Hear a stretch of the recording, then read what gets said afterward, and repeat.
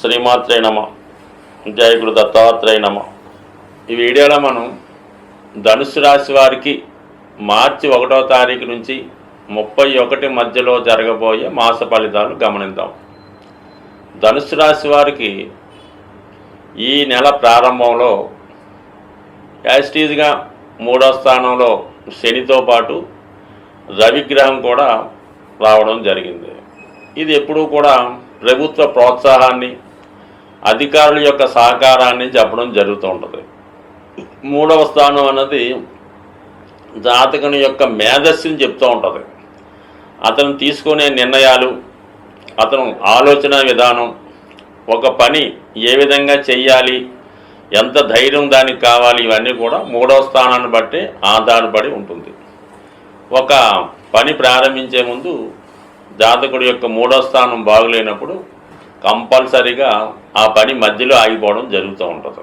మరి ఇప్పుడు అటు భాగ్యాధిపతితో పాటు ధనాధిపతి కూడా 3వ స్థానంలో సంచరించడం వల్ల ధనం సంపాదించడానికి కొరకు ఏదైనా వృత్తి వ్యాపారం ప్రారంభించాలనుకునే వాళ్ళకి ఇది చాలా ప్రోత్సాహకరంగా ఉండడం జరుగుతూ ఉంటుంది. ఎవరైతే పోటీతో కూడుకున్నటువంటి ఉద్యోగాలు, అంటే అది పోలీస్ డిపార్ట్మెంట్ అనుకోండి, రన్నింగ్ చేయడం, ఈ స్పోర్ట్స్ మ్యాన్ సంబంధించిందంటే క్రీడారంగం వారికి కానీ, పోలీస్ డిపార్ట్మెంట్ వారికి కానీ, ఏదన్నా ఒక మిలిటరీలోనో నేవీ, ఎయిర్ ఫోర్స్ లాంటి దాడు ప్రవేశించాలనుకున్నా, ముఖ్యంగా రవి ఇక్కడ ఉన్నాడు కాబట్టి ప్రభుత్వ రంగ సంస్థల్లో ఉద్యోగ ప్రయత్నం కోసం, మరి సివిల్స్ లాంటి అత్యంత కఠినమైనటువంటి పరీక్షలు ఎదుర్కోవాలంటే ఇటువంటి గ్రహస్థితిలో మీరు పని ప్రారంభించడం వల్ల మరి ధనుసు రాశి వారికి అతి కష్టం మీద పని సక్సెస్ అవుతుంది. అది కష్టంతో కూడుకునే, అంటే ధనుసు రాశి వారు ఎప్పుడు కూడా లాంగ్ టర్మ్ గోల్స్ పెట్టుకుంటూ ఉంటారు అన్నమాట. ఇది 5 రోజులు 10 రోజులు 5 కాకుండా ఒక 10 సంవత్సరాలు 5 సంవత్సరాలు కష్టపడితే సాధించగలిగే వృత్తులను ఎన్నుకోవడం జరుగుతూ ఉంటుంది. నిరంతరం కఠిన శ్రమతో పాటు కఠిన నియమాలు కూడా పాటించి అనుకున్నది సాధించే ప్రయత్నం నెరవేరుతూ ఉంటారు. ఈ విధంగా ఈ ధనుసు రాశి వారు, మరి వాటి పేరులోనే ధనుసు రాశి ఉంది కాబట్టి ఒక అర్జునుడు, ఒక అశ్వత్థామ ఎంత కఠిన ప్రయత్నాలు చేస్తూ ఉంటారో, ఎంత కఠిన నియమంగా వాళ్ళు అనుకున్న సాధిస్తారో, ఇవన్నీ కూడా ప్రస్తుతం ఈ రాశి వారికి 3వ స్థానంలో ఉన్నటువంటి మన శని ప్లస్ రవిగ్రహాల ప్రభావం మీరు మీ యొక్క ప్రయత్నానికి ఇవి చక్కగా సహకరించడం జరుగుతూ ఉంది. అంటే ఇక్కడ ఇది కొన్ని రోజులు మాత్రమే ఉంటుంది. మార్చి 15తో రవి 4వ స్థానానికి వెళ్ళిపోతాడు.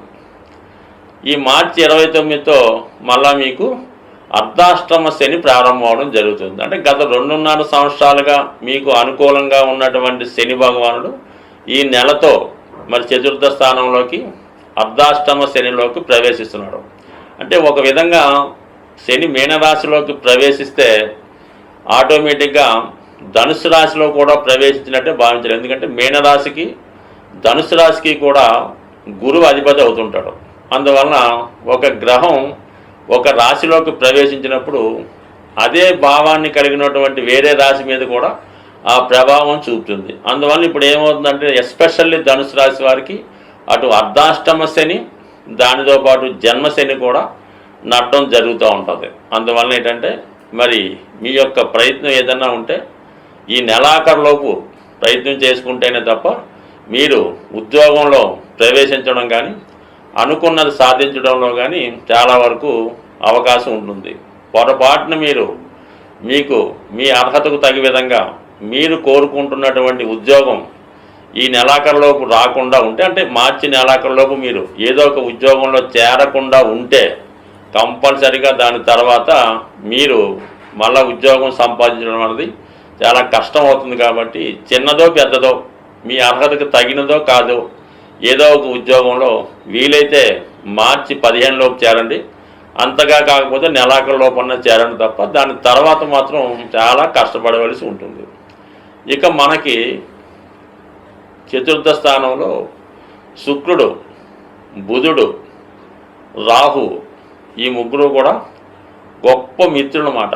అటువంటి మిత్రులు 4వ స్థానంలో ప్రవేశించడం వల్ల ఈ సమయంలో మీరు మీ స్థాయి కన్నా గొప్పదైనటువంటి ఒక గృహం కొనుక్కోవడం కానీ, ఒక ఖరీదైనటువంటి లగ్జరీ కార్ లాంటిది కొనుక్కోవడం కానీ జరిగే అవకాశం ఉంది. అలాగే ఒక విహారయాత్ర, ఒక వినోదయాత్ర అంటే బాగా లగ్జరీతో కూడుకున్నటువంటి ప్రదేశంలో స్టే చేయడం, అక్కడ సకల సౌకర్యాలు కలిగినటువంటి 5 స్టార్ హోటల్స్ లాంటితో స్టే చేయడానికి ఈ గ్రహస్థితి మీకు అంటే మీలో ఉన్నటువంటి సరదాలు తీర్చుకోవడానికో, కోరికలు తీర్చుకోవడానికో ఈ గ్రహస్థితి ఒక లగ్జరీ లైఫ్ ఇవ్వబోతుంది. అయితే ఏదన్నా మాత్రం ఈ శుక్రుడు షష్టాధిపతి అవడం వల్ల కొంతవరకు మీ స్థాయికి మించి ఖర్చు అవ్వడం జరుగుతుంది. కాబట్టి కొంత అప్పు చేయడం కూడా జరుగుతుంది. ఈ కారణం వల్ల ఈ ఖర్చుల్ని అదుపులో పెట్టుకోండి. మీ బడ్జెట్ని జాగ్రత్తగా ప్లాన్ చేసుకోండి. మీరు నెలకి ఎంత ఇన్స్టాల్మెంట్ కట్టగలరో అంతకే రుణానికి వెళ్ళి అటు గృహం అయినా ఒక వాహనం అయినా కొనుక్కోండి తప్ప ముందుగా ఊహల్లోకి వెళ్ళిపోయి మనం ఇప్పుడు ప్రస్తుతం నెలకి 3 లక్షలు సంపాదిస్తున్నాం, ఒక నెక్స్ట్ ఇయర్ ఒక 5 లక్షలు సంపాదించవచ్చు, అప్పుడు ఈజీగా కట్టవచ్చు అని మీ కమిట్మెంట్ నెలకి 4 లక్షలు పెట్టుకుంటే మొత్తానికి ఉన్నది అది కూడా పోయే అవకాశం ఉంది. కాబట్టి ఆర్థిక క్రమశిక్షణ మాత్రం ధనుసు రాశి వారికి కంపల్సరీ.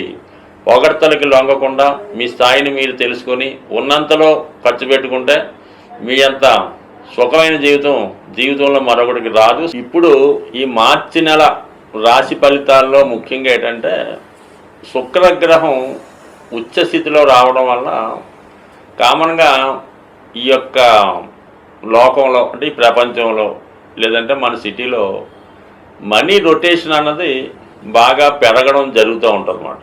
ఉచ్చులో ఉండడం వల్ల అంటే ఖరీదైనటువంటి సౌకర్యాల కోసం అందరూ తాపత్రయపడడం వల్ల మనీ రొటేషన్ పెరుగుతూ ఉంటుంది. ఇదే సమయంలో విలాసమైనటువంటి వస్తువులు, ఖరీదైనటువంటి వాహనాలకి డిమాండ్ కూడా పెరగడం జరుగుతూ ఉంటుంది. ఈ అందరూ కూడా ఏదో ఒకటి కొనుక్కోవాలి, సంపాదించుకోవాలన్నటువంటి విషయంలో ఉంటారు. దాని కొరకు ఏంటంటే ఈ శుక్రుని యొక్క అనుగ్రహం మనం పొందాలి, శుక్రుడు అనుకూలంగా ఉండాలంటే శుక్రుని యొక్క అధిదేవత అయినటువంటి లక్ష్మీ అమ్మవారిని మనం ప్రసన్నం చేసుకోవలసి ఉంటుంది. ఈ లక్ష్మీ అమ్మవారిని ప్రసన్నం చేసుకోవాలనుకుంటే మరి కొంతవరకు శుక్రవారం అంటే కొంత ప్రాంతాల్లో గురువారం కూడా అమ్మవారికి ఇష్టమైన రోజుగా చేయడం జరుగుతూ ఉంటుంది. బట్ ఓవరాల్గా శుక్రవారం అన్నది ఒక ముఖ్యమైన రోజుగా ఎన్నుకొని ఆ రోజు వరకు చాలా నియమంగా బ్రహ్మచర్యాన్ని పాటిస్తూ శుచిగా శుభ్రంగా ఉంటూ ఒక నిర్దిష్టమైనటువంటి సమయంలో కనకదార స్తోత్రం కానీ, లక్ష్మీ స్తోత్రం కానీ, శ్రీ సూక్తం కానీ పారాయణ చేయవలసి ఉంటుంది. అంటే పారాయణ చేయడం కూడా ఎలా ఉంటుందంటే మనం ఏదైతే చదువుతామో దాని అర్థం కూడా కొంతవరకు తెలుసుకొని చేయడం వలసి ఉంటుంది. అలాగే మీ గృహంలో ఒక ప్రశాంతంగా శుచిగా శుభ్రంగా ఉన్నటువంటి రూమ్ని ఎన్నుకొని లక్ష్మీ అమ్మవారి ఫోటో పెట్టుకొని ఎరుపు రంగు పూలతో అమ్మవారిని అలంకరించి ఒక వెండి గ్లాసులో పాలు నైవేద్యంగా పెట్టి ఆ పాల్లో ఏదో ఒక పటిక బెల్లం ఏదో వేసి తేనె కానీ వేసి లేదంటే అమ్మవారికి తేనె కూడా సమర్పించి ఆ ప్రసాదాన్ని మీరు మీ కుటుంబ సభ్యులు మాత్రమే తీసుకోవలసి ఉంటుంది. ఆ విధంగా తీసుకోవడం వల్ల చాలా వరకు ఆర్థిక పరంగా అంటే మీ గృహం రోజు రోజుకి మంచి ఇంప్రూవ్మెంట్ రావడం జరుగుతూ ఉంటుంది. అలాగే కొంత అమ్మవారికి ఇష్టమైనటువంటి వస్తువులు సింపుల్గా ఉంటాయి, అంతే ఏమీ లేదు. తెలుపు రంగు గవలు అంటే సముద్రంలో ఉండే గవలు ఒక 11 తీసుకొని ఆ 11 కూడా ఒక మంచి పసుపు రంగు వస్త్రంలో మూటగా కట్టి మీ యొక్క క్యాష్ బాక్స్లో పెట్టుకోండి. లేదంటే గోమతి చక్రాలు రౌండ్గా ఉంటూ మరి వాటి మీద ఈ యాంగిల్లో క్లాక్ వైజ్లో సింబల్ అలాగా ఉంటుంది. అవన్నీ సరే ఒక 11 తీసుకొని మీ యొక్క వ్యాపార సంస్థలో పెట్టుకోవాల్సి ఉంటుంది.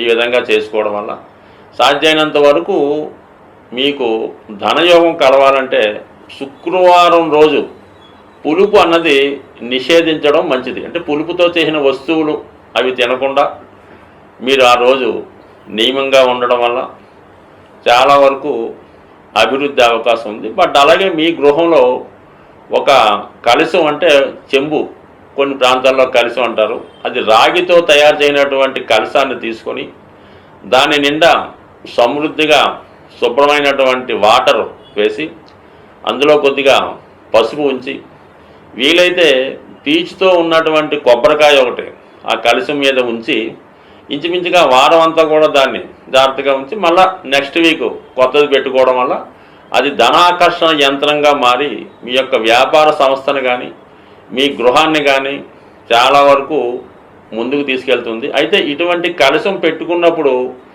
అపవిత్రమైనటువంటి కార్యక్రమాలు ఏమీ కూడా జరగకూడదు. అంటే సిగరెట్ కాల్చడం, ఇంకో మందు తాగడం, లేదంటే ఇంకొక శృంగారం చేయడం, ఇవన్నీ కూడా అంటే ఏదైతే అమ్మవారికి ఇష్టమైతే ఉండదో అవన్నీ నిషేధిస్తూ నిరంతరం ఏదో ఒక సుగంధం అంటే అగరబత్తి అవ్వచ్చు, పచ్చకర్పూరం చల్లవచ్చు, లేదంటే ఆ వాసన అంటే మంచి ఫ్రాగ్రెన్స్ ఉన్న ప్రదేశం అంతా ఉండడం వల్ల కంపల్సరిగా మీకు ఆ పాజిటివ్ వైబ్రేషన్స్తో చాలా మంచి అంటే మీరు ఆ యొక్క యంత్రాన్ని ఆ యొక్క కలశాన్ని ఎంత పవిత్రంగా చూసుకుంటే అంత సక్సెస్ మీకు రావడం జరుగుతూ ఉంటుంది.